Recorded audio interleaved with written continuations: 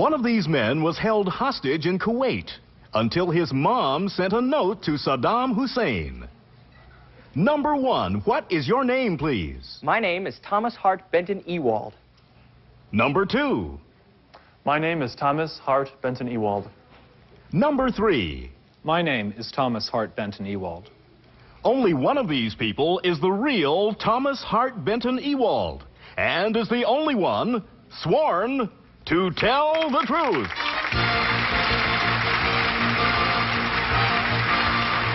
Now let's meet our panel.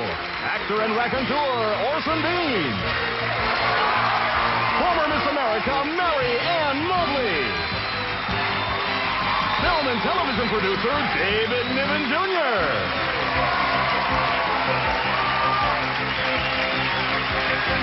And temporarily unable to make her usual grand entrance, our very own Kitty Carlisle.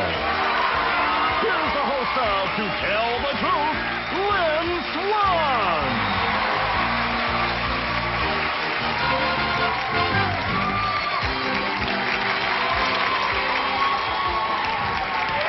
Welcome. Let's get right to the story presented by our first team of challengers, all three of whom claim to be Thomas Hart Benton Ewald. And here is his story. Please read along with me. I, Thomas Hart Benton Ewald, was held hostage in Kuwait until my mother got me out. I had been in Kuwait only 2 days when the Iraqis invaded. For almost 2 weeks, I stayed in my hotel. Then, an Arab family, at great risk to themselves, hid me in their home. One day, I went out to mail a letter home when I was picked up by the Iraqi secret police. I escaped from them for a few hours, but was recaptured by the Iraqi army. And the following day, I was sent to a hostage camp in Baghdad. Unbeknownst to me, my mother had written to Saddam Hussein begging for my release. To my amazement, they let me go. Although I was happy to leave, it's a little embarrassing to have gotten out with a letter from my mother. I thought after age 10, notes from home didn't help anymore. Signed, Thomas Hart Benton Ewald.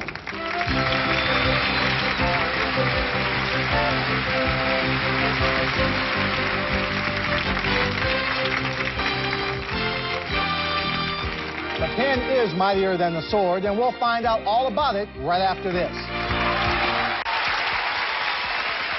All right, panel, these three people all claim to be Thomas Hart Benton Ewald, Iraqi hostage whose mother wrote a note to Saddam Hussein to get him out. Let's start the questioning with Kitty Carlisle. Thank you. Number 1, why did you go to Kuwait? I had a job there. I was working for an oil service company. Thank you. Number 2, what kind of Arabs got you out? Were they friends beforehand or just strangers? No, it wasn't Arabs who got me out, it was my mother. No, but I mean, I'm sorry, I've rephrased the question. Who did you stay with? Were the Arabs friends who saved you? They were friends, Oh, some they were Kuwaitis. friends. Are you related? Number 3, are you related to Thomas Hart Benton? Which Thomas Hart Benton? Anyone? Pick one. Yeah, not really, no. Uh-huh. And number 1, when you were picked up by the Iraqi police, why did you go out to mail a letter? Wasn't that foolhardy? Well, yeah, people I was with didn't think it was very intelligent, but I had to. My parents... And number 2, how did she address this letter? Just Saddam Hussein, Baghdad? Could I get to him like that? She addressed it to the embassy, and they were able to get it to him. I see. Oh, thank you. Kitty, thank you. David Niven Jr. Thank you. Number 1, what hotel were you staying at in Kuwait? The SAS International. And number 2, when you were hid by the Arab family, where did they hide you in their house? I'd rather not divulge any information about exactly where I was hidden. All right. Number 3, were you in the attic or the basement or in a bedroom? I had free reign of the house. All right. Going back to you, number 1, and back to the business about going out in the street and grabbed by the secret police. How did you manage to escape from them? I left my hotel through a kitchen entrance and escaped that way, but I didn't really escape because they caught me like 2 hours after that. And what did they do to you, number 2? Thank you very much. Mary Ann Mobley. First of all, I'm very glad you're home. I'm proud of your mother, and I hope all of our hostages are home soon. But number 2, how long had you been in Kuwait? I'd been there 2 days before the invasion. Number 3, did you see this coming? No, I don't think anybody did. Number one, do you think there's going to be a peaceful settlement of this problem? I hope so. Number two, Marion, thank you very much. Orson Bean. Thank you. I think when this whole story is over, we're going to find incredible tales of heroism among Arab families that hid our people. Number three, my first question, who has the best mom in the world? I do. Good. Number one, do you agree with that number three has the best mom in the world? Quite definitely. All right. Number two, what were the conditions like when you were sent to the camp in Iraq? Okay, I stayed for 1 day in Baghdad, which Right. was very crowded, lots of people jammed in, but then I was immediately taken out the next day and put in a military installation where there's only 3 people to a room, so it wasn't too bad. Were but you part of that shield, so-called? I believe so. We couldn't see much. There were walls on 3 sides of the building. Oh, wow. Number three, were you... Orson, thank you very much. Excellent questioning by this panel, but your time is up, and it is time to vote for either number 1, number 2, or number 3. Our team of challengers will receive $500 for each incorrect vote with a guarantee of $1,000. And if the panelists vote completely, the team will receive $3,000. So panel, if you're ready to vote, Kitty will start with you. Oh, this is hard, but I want to say hooray for all mothers. I tell you, you've got to depend on your mother no matter what happens. She's your best friend. I voted for number 3. Okay. David. Well, as usual, I did not agree with Kitty. I'm going to vote for number 1 because she pronounced the name of the hotel perfectly, and I've stayed there myself. Oh. So there. Voting out of experience. Yes. Marianne. as usual, I am not agreeing with David. I feel very strongly that it's number 2. I know it's number 2. Confident. Orson. I think that number 2 looks like Thomas Hart Benton Ewald. Number 1 looks like Edgar Grasthal. Number 3 looks like Ebenezer Farnsworth.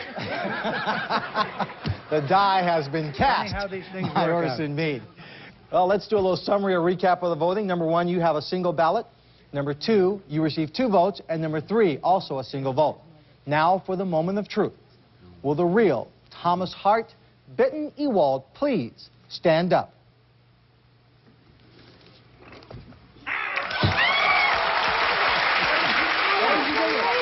I do, because he said he had free run of the house.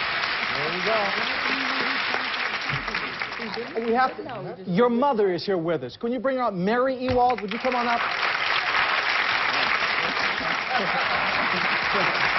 Now, Mary, I have to ask you this. What was it that made you feel that a letter from you was going to get your son free? Desperation. Desperation? Desperation. So you just wrote it out of that? There was nothing that you knew or thought or a way to get your letter seen and above anyone else's? I think it really was just desperation and faith. Well, I think it was a lot of love and caring about your son, and it worked out very well. Let's find out about your imposters. Number 1, your name and what do you do? My name is Steve Taylor. I'm the manager of a miniature golf course. Okay. And number 2, your name and what do you do? Hi, my name is Joseph Oles, and I'm a rocket scientist. A rocket scientist. Now, has anyone ever seen or met a real live rocket scientist before? You have? Well, this is the first one for me. No, he's my new son. Well, there were 3 incorrect votes, and at $500 a vote, your team will receive $1,500. And thank you for being with us today on To Tell the Truth. We'll be back with a man who wrote a no-holds-barred book about professional wrestling right after this.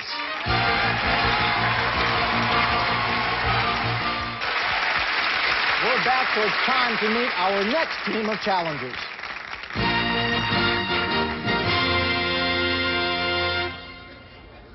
Number 1, what is your name, please? My name is Pat Barrett. Number 2. My name is Pat Barrett. Number 3. My name is Pat Barrett. And it's up to you, panel, if you really want to locate the real Pat Barrett.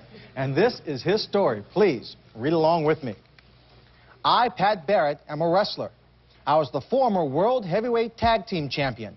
I've butted heads with the famous bad guys like Nature Boy Buddy Rogers, Superstar Billy Graham, and wrestled with 600-pound Haystack Calhoun and another rather large fellow named Andre the Giant. Wrestling is one of the world's most popular sports. Surprisingly, in some countries, women make up 60% of the audience. But my life as a wrestler is lonely and very dangerous. It's tough dodging headbutts and drop kicks inside the ring, not to mention burning cigars and bottles thrown from outside the ring. On one occasion, I was confronted by a fan with a loaded pistol. Maybe that's why I called my new book, Everybody Down Here Hates Me. Signed, Pat Barrett.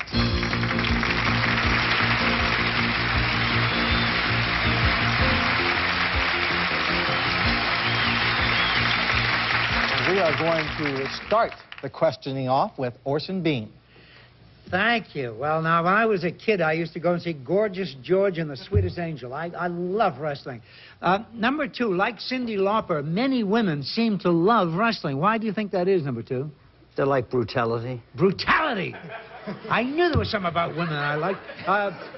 Number three, now, do you write with a pencil or when you write your books, a crayon? What do you... Number three, I mean no offense, please, in your own words. This one talking, I don't know him. I prefer a crayon, but my wife usually types for me. Ah, that's good. Now, does she like brutality, like number two says, your wife? No, she doesn't. All right, number one. Now, what is the secret of the tremendous success that wrestling is experiencing? It's exciting. It is exciting. How much of it is legitimate, number one? Thank you. You can answer that. No, Pay no he can't. attention No, to Orson, this man. he Pay no cannot attention answer to that. this man behind the drapes. Marianne Mobley. Number one, there was a very famous Olympic wrestler, and he caught all of our attention. I think it's what he called a heavyweight wrestler, in that heavyweight division, I should say. Do you remember who that was? What year are you talking about? The last Olympics. From what country? From the United States. For one thing, I'm not from the United States, and I don't know who you're talking about. The gentleman had cancer right before the Olympics, and he was 220 pounds in Greco-Roman. I can't think of his name right now.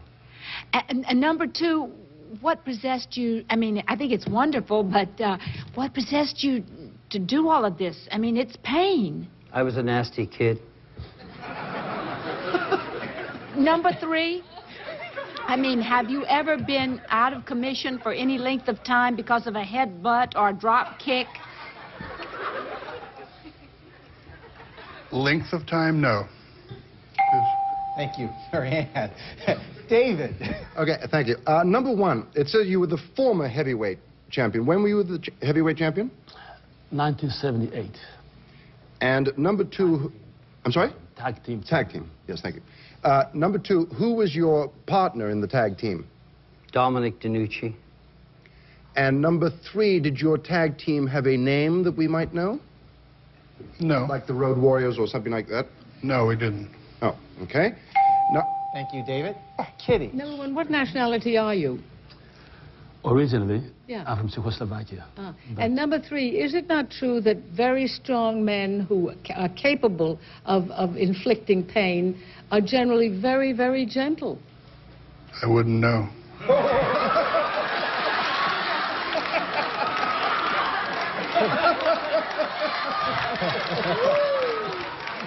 Kitty, number two, why did they come at you with a pistol? They didn't like me. Why? Because they thought I was a nasty guy, I guess.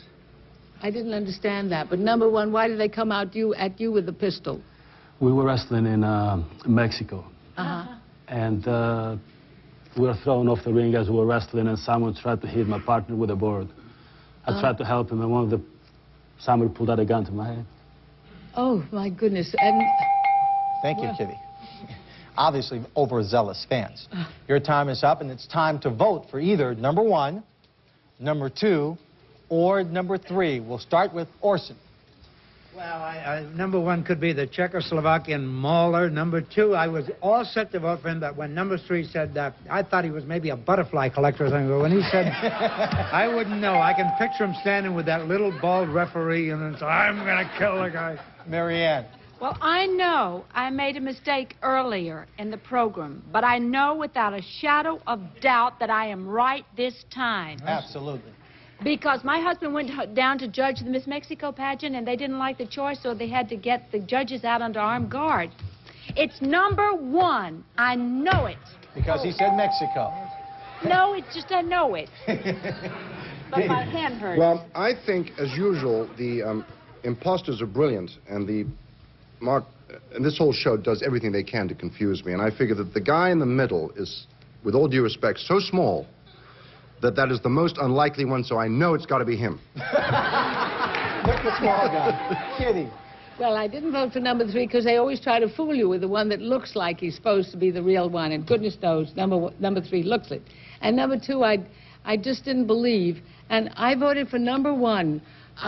He looks gentle, and most of those folks are gentle. Okay, well, our panel is split on their vote.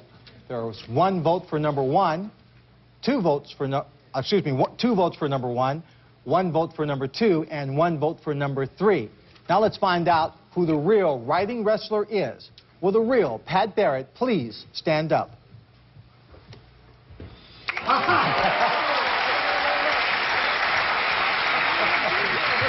Very, very, very good. Let's find out who our imposters are. Number 1, your name and what do you do?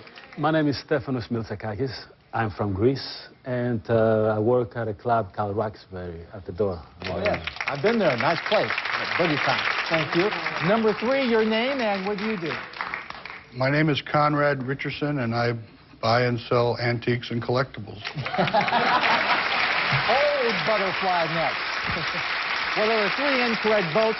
At $500 a vote, your team will win $1,500. Now, Barrett, come on out here. Let everybody take a look at you.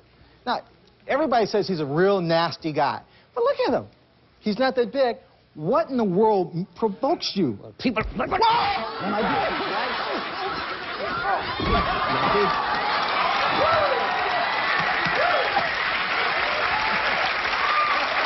I can't get hard in the words. We'll be right back to play one-on-one with someone from our studio audience. That's if I'm available right after this.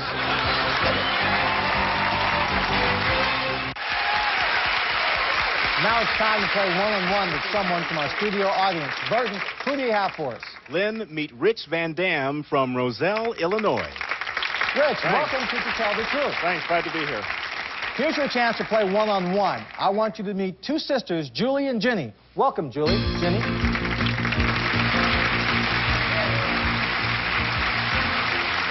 Julie and Ginny are going to tell us 2 stories, only one of which is the truth. If you spot the true story, you'll win $500. So, Julie, tell us the first story. My sister Jenny and I are the world champion log rollers. Now, that may or may not be the truth, so listen to the second story. Jenny? My sister Julie and I are in the Army. We were the first sisters to fight side by side in combat. Okay, panel, to help Rich win $500, you'll ask 1 question about each story. Let's start with Julie and the story about the log rollers. Kitty? How did you get the job being a log roller? Our mom was a log roller, and she started us. David? I don't know anything about log rolling, but, I mean, what is the wood made of? I mean, what type of tree? Cedar wood. Okay. What's a wood made of? I'm glad you qualified that with cedar. Marianne? I thought I'd been dumb, but that was dumb. That was pretty dumb, huh? That was dumb. And I love to watch the log rollers. Do you do that together? I mean, on the log at the same time? Yes, there's 2 people. Okay. Orson? Well, I always knew that such things were genetic. The mother was a log roller. Now, as a fan of the Twin Peaks log lady, I'm interested to know where do you compete in these log rolling contests? The Pacific Northwest. I thought so. Okay, Rich, you've heard the first story. Now, Ginny, and story number 2, the Army sisters. Kitty? What battle did you fight side by side in? In Panama, ma'am. David? How much training did you have here before you took off to Panama? We've been in the service for 6 years. Marianne? Where did you do your basic training? In South Carolina. Orson? Are you both the same rank or is one higher? Actually, we're both the same rank. Oh. Staff sergeant. Now, Rich, you've heard the cross-examination. Are Julie and Ginny champion log rollers, or are they in the Army?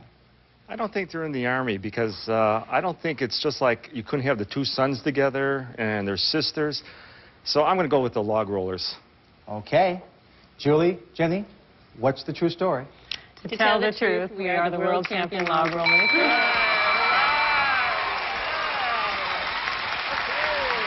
Rich, you win $500. Congratulations. Thank you, thank you. Thanks for playing one-on-one. We'll be right back after these words. Well,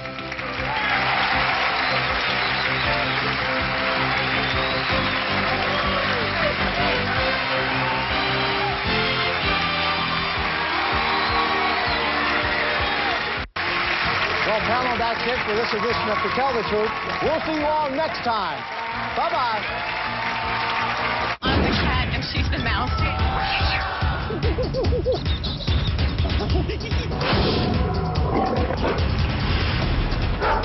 Dog Eat Dog. It'll bring out the animal in you. Wednesday nights at 9 on GSN.